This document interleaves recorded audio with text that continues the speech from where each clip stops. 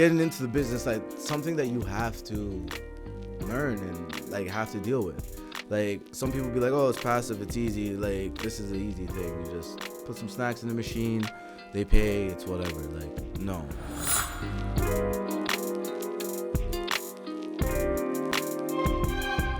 In this episode, we'll cover the actual operations of running a vending machine business, everything from restocking to managing your inventory to collecting your inventory from your distributors to accounting, finance, and everything else in between. First, let's start out by speaking with Shayne and getting his history with his vending operations. So Shayne, how have you progressed from your starting stages into where you are now with your vending operations? Lots of trial and tribulations in the beginning. Nuance, findings and learnings, streamlining your inventory. So I think the question you asked, is this truly passive? In the beginning, no. Can it become passive? Yes. But there's steps to that. Mm-hmm. So some of the steps I took in the beginning is inventory that works for me might not work for you. Okay? So all my locations, streamlining inventory is different. Mm-hmm. So in the beginning, what I did, I trialed different products. And then through trial and error, through all my locations, that's when I started streamlining my inventory. Mm-hmm. But you take a hit. There's wastage, mm-hmm. right? Inventory that becomes, expired. Mm-hmm. There's inventory that nobody likes, and then you have to switch from one location to another location. Mm-hmm. Some of the best practices I used to overcome some of these objections and these challenges was I would survey my accounts. For sure. Right? Having a survey, what do they like? And obviously I would take my top sellers, mm-hmm. and start to double down on those. Mm-hmm. Yeah, I like that you mentioned the surveying. That's definitely something that I did as well. And I think that's a key point for anybody who is getting into a new location. Immediately when you get into the new location, once you have your machine set there, you should at the very least post up a survey on your machine asking what people want in the machine. And if not, disseminate something to your contact at the location to speak with their employees about what specifically they want in the machine. Obviously, everybody wants to make money, so you want to put what the customers want in the machine. Let's talk about where you would get your inventory from. So which are the kind of main stores that you would go to purchase your inventory? Was there one only? Were there multiple? How did you manage that? Did you do it twice per month? Did you do it once per month? What were your experiences there?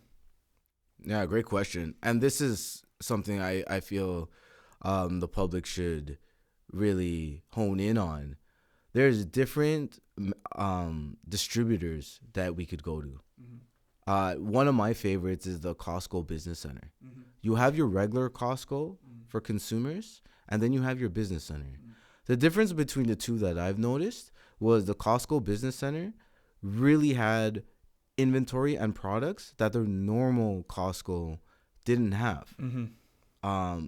Prices are very similar, but they had a wider selection.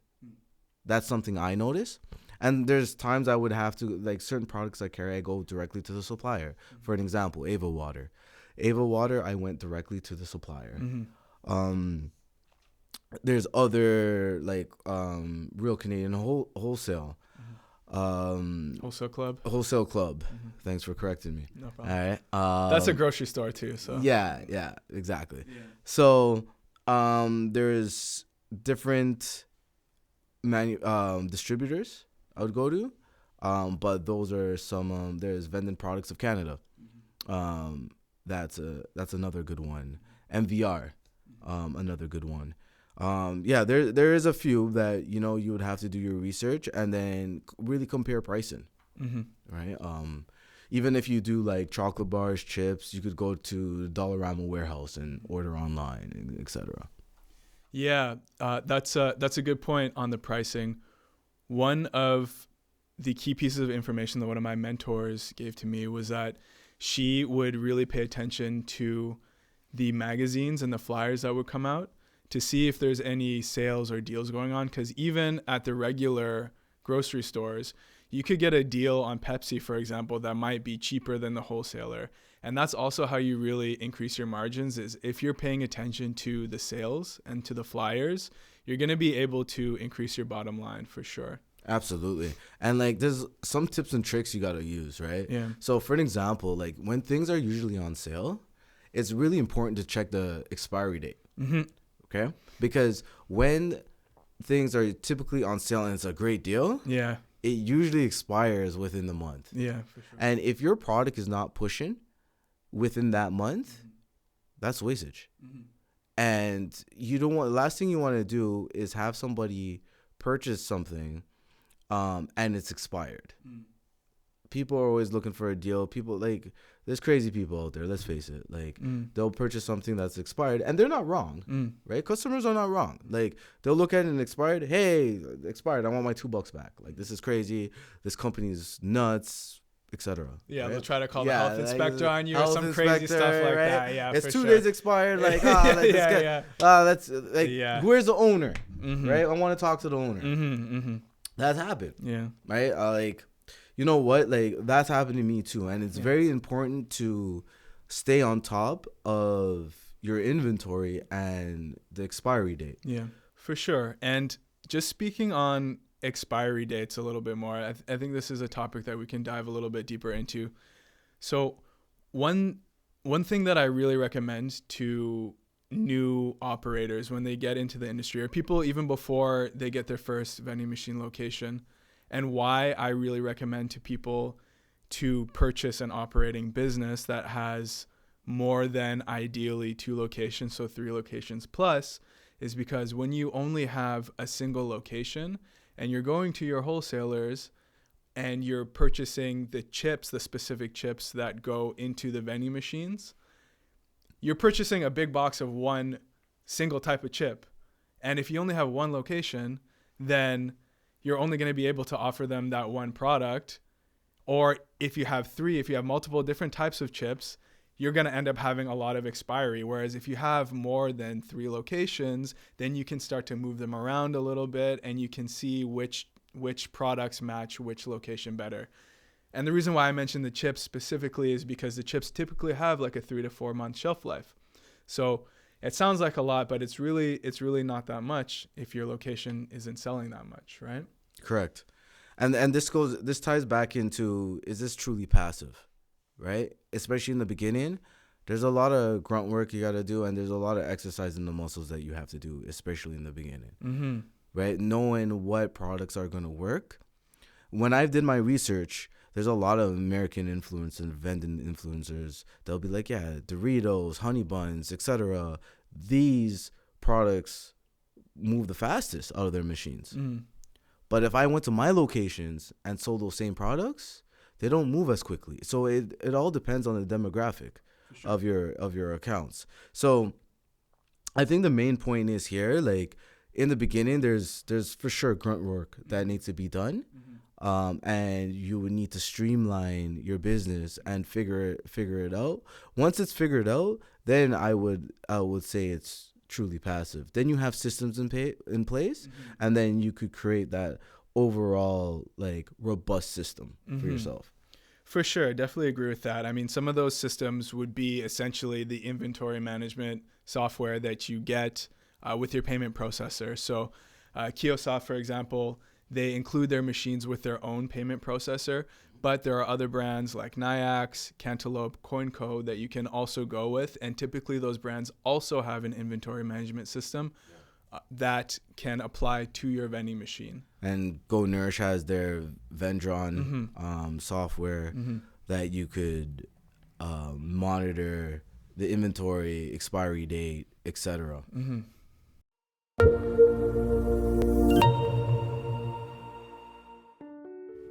Transform your vending experience with Kiosoft's all-in-one solutions. From compact to full-size machines, we have the ideal solution for every need. Every machine comes equipped with our Ultra Series payment readers, offering versatile payment options, a sleek LCD touchscreen display, and effortless integration. Along with Kiosoft's backend management system, you get remote inventory tracking, real-time data analytics, comprehensive reporting, and much more, all from a single platform. Check it out.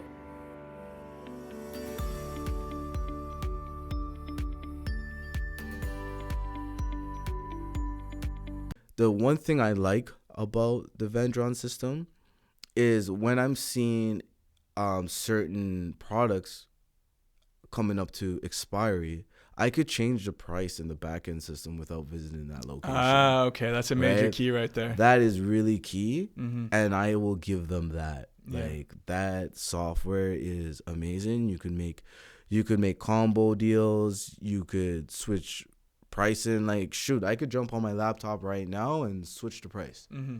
and I don't need to visit the location. Mm-hmm. Mm-hmm. Right, and that's like a robust system right there. Yeah, for sure. But there's times you need to learn how to operate that system. Yeah. So there is a learning curve Mm-hmm. with it, but once it's like riding a bike. Once you ride it and you figure it out, then you're golden after that. Yeah, that makes a lot of sense as well. So let's kind of get into the more of the grunt work of operating a vending business. So this isn't like running a Shopify store, right? There actually is some physical labor involved. And one thing that I tell my clients is, you need to make sure that you're keeping yourself healthy, because if you're the only person running this business and you don't have anybody else helping you with the restocking, that if you get injured or if you get sick, your machine is going to stay empty. You're not going to make any money and your customers are not going to be happy. So one thing to keep in mind is that it is a physical business. Absolutely. Yeah. And you're absolutely right. I know last episode we talked about hacks. There's a few hacks that that I've learned even from day one, when it comes to restocking.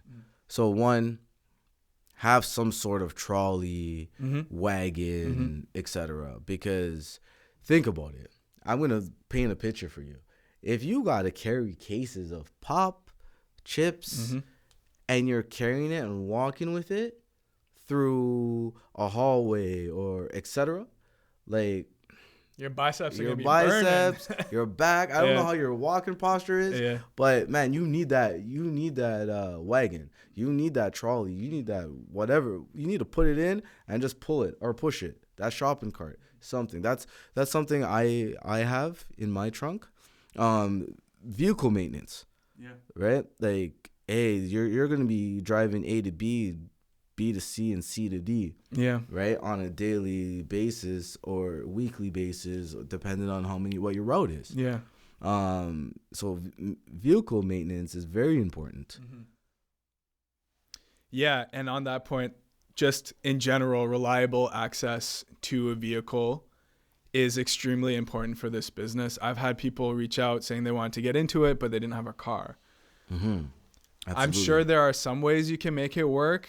Maybe if you're in downtown Toronto with the rental companies, but realistically, you need a car for this business. Yeah, having a vehicle is very important. Yeah.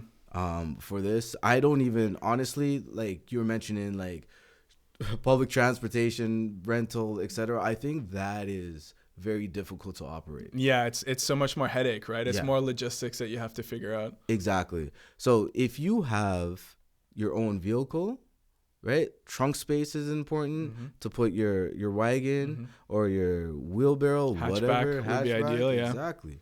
I personally have an SUV and I have a lot of trunk space, so it works, right? And it's very like it's a good system that I have. I have space. It works. Ava Water is an ultra refreshing relaxation drink that helps you chill, reset, and stay on top of your game. Sit back and relax. For sure. I agree with that. I mean, I bought a truck for my business because I was delivering so much product at the height of my business, and getting so much from the store, from my distributors, that I was worried about actually the shocks on a smaller type of vehicle kind of going out. I mean, if you're doing your shopping every week, you should be fine. And if you have a less can heavy business, you'll be fine. That was just for me. I was getting like 5, 6, 7, 800 cans like per run that I was going on. But granted, I would do my runs maybe twice a month or once a month, just to kind of cut down on the amount of time that I was doing shopping, and just to cut down on the travel time as well. And you bring up a good point, shopping, right? Yeah. Like, you're bringing in cans, skids, etc. Like, it's very important to wherever you have to have some sort of storage unit. Mm-hmm. So I'm not saying, hey, go rent a storage unit right away, but if you live in a house, maybe cut off a section in your garage where you make it's designated for vending storage. Yeah. That's something I did. Yeah. Right? And then you could, once you scale or even grow, you could invest into that storage unit. Yeah, for sure. I mean, right? Garage for you, for me, it was the basement, right? So honestly, anywhere you can find really in your primary residence would be ideal place to store inventory. Absolutely. For sure. And so as far that kind of covers the restocking and getting inventory. Now, as far as the rest of the day-to-day goes, what does that look like for you in terms of managing your accounting and potentially doing any branding or reaching out to locations? So I know we touched on when we talked about locations like cold calling and managing those locations, managing the relationship. You're an account manager. You're not just a vending operator. You're an account manager.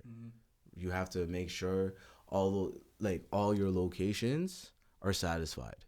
Customer experience is very important, especially in this business. There's a lot of things that happen and they go wrong. Like, they're machines at the end of the day. Yeah. They're not humans. Yeah. Right? They have their faults. So, for an example, there'll be times where if you have a coin mech or a bill acceptor, that it doesn't work. The bills might get jammed. The coins might get jammed. The NIX reader doesn't work or the card reader doesn't work, right? And you have to refund those customers. Yeah. Right? That is something that, we have to manage and really mitigate. And did you ever leave a float on site in case that happened?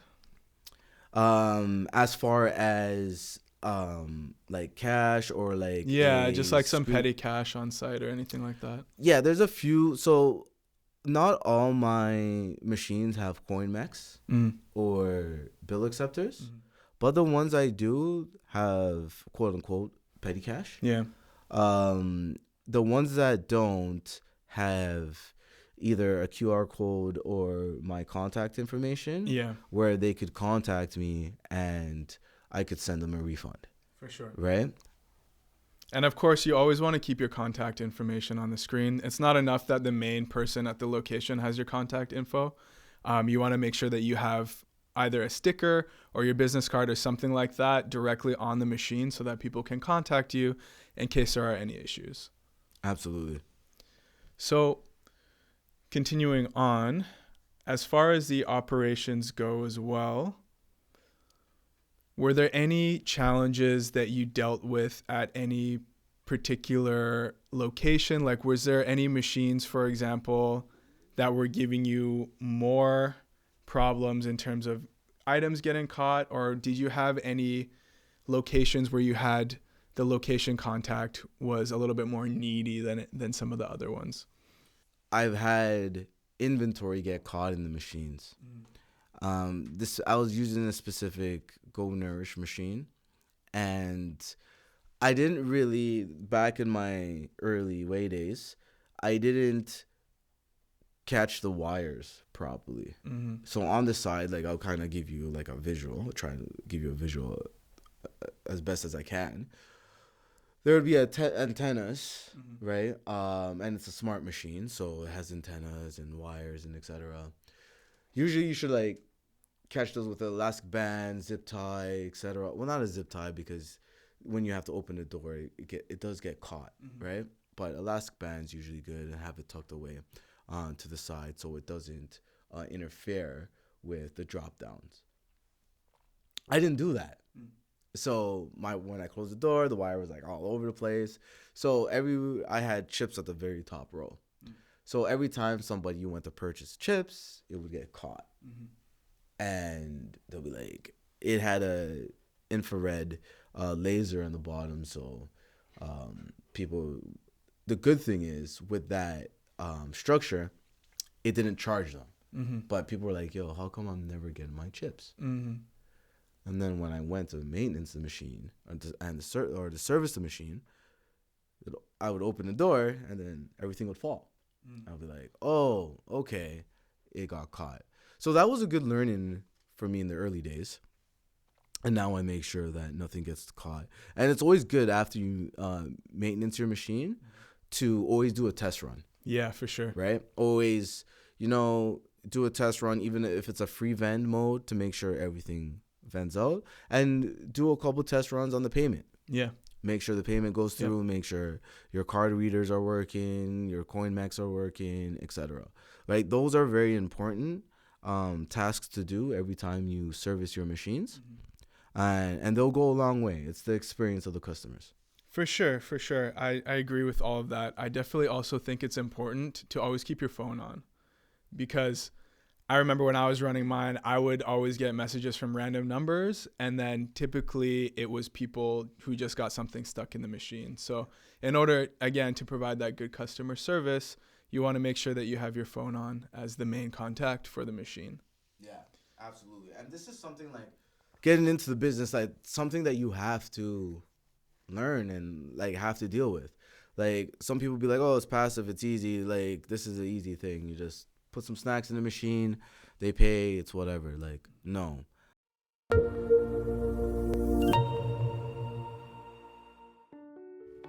Transform your vending experience with Kiosoft's all-in-one solutions. From compact to full-size machines, we have the ideal solution for every need.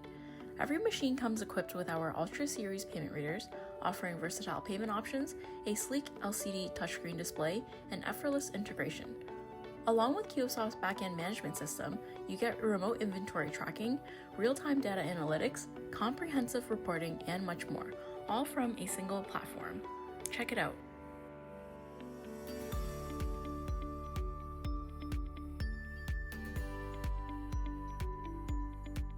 A lot of accounts that I've noticed that I've actually secured were displeased from their previous vending owner because they didn't give that good customer experience. And given that customer experience, as far as keeping your phone on, having that line of communication, if it's email, text, WhatsApp, whatever you desire to do, is very important. That's awesome. Yeah. And I think the final point that I'd like to make is that was actually a piece of advice that was given to me by one of my mentors in the industry. And if you have any expiring items in the machine, even if it's expiring in a day or two, just give them out for free to the customers, to the employees. It builds a lot of goodwill at your locations, and it'll encourage people to buy more from your machine more frequently. Yeah, that's the best practice that I've done, and shout out to your mentor for that. Yeah, it's always good to have like mentors. Like I have a vending mentor too. He doesn't really know he's my mentor, but like I just have him as my mentor. Like, yeah, I saved him in my phone. He's my vending mentor. I call him every so often, and then like I'll bounce ideas, ask him questions or whatever. But like I haven't really told him, oh, like you're my mentor. Yeah, but, like, it's the same for me too. Yeah, like but he's my mentor. Yeah. But shout out to the mentors out there, because in this industry, especially where we are, our location, there isn't a lot of mentors. No, there aren't. And I think we kind of hope that we can be that for the next generation of vending entrepreneurs. And yeah, I guess that's one of the reasons why we really created the show, right? Is so that we could help people out and give them the knowledge that's been passed on to us. Yeah, absolutely. Right. Like at least someone to bounce ideas off of, right? Like I find, there wasn't a lot of that. Like when I was coming in and I was just like, oh man, like where do I start? Who do I call? But it's nice like to help back and give back to another entrepreneur. Yeah. All right. Well, that wraps it for episode 4 of Vendtelligence. Shayne, would you like to take us out? Yeah. So thank you for tuning in to Vendtelligence. Thank you to our producers and crew in the back there. Thank you to Kiosoft and Ava Water for sponsoring us. Please subscribe to Vendtelligence wherever you could get your podcasts. Follow our social media accounts at Vendtelligence, at Conscious Cravens, Vending, and at Kayin Pepper on Instagram. And we'll see you. Until next time.